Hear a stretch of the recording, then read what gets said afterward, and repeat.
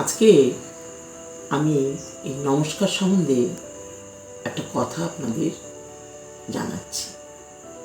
দেখুন, চিরচরিত নিয়ম হয়ে আসছে, গুরুজনকে দেখলেই আগে যারা ছোট তাদের নমস্কার করতে বলা হয়।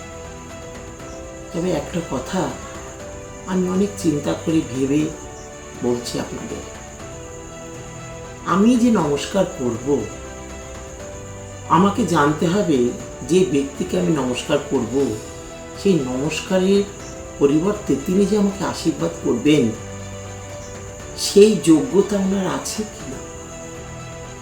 যেখানে সেখানে যাকে তাকে নমস্কার করাটা একদম ঠিক না। যোগ্য পাত্র, যোগ্য মানুষ হিসাবে নমস্কারটা করতে হবে। যে হ্যাঁ, আমি তাকে নমস্কার করব, তাকেই যার কাছ থেকে আমি কিছু আশীর্বাদ পেতে পারি, সে উপযুক্ত নমস্কার নেওয়ার মতো মানুষ, এই বুঝেই আমি তাকে নমস্কার করব। কারণ এখন যাকে তাকে আমি নমস্কার করলাম, দেখা গেল সে নমস্কারের যোগ্যই না, তাহলে সে যে আমাকে আশীর্বাদটা করবে, তাহলে সে যে প্রকৃতির সেই আশীর্বাদটাই আমার মাথায় এসে যাবে। কারণ সে যে যেরকম, সে তো সেইটুকুনি দিতে পারবে, তার বেশি তো দিতে পারবে না।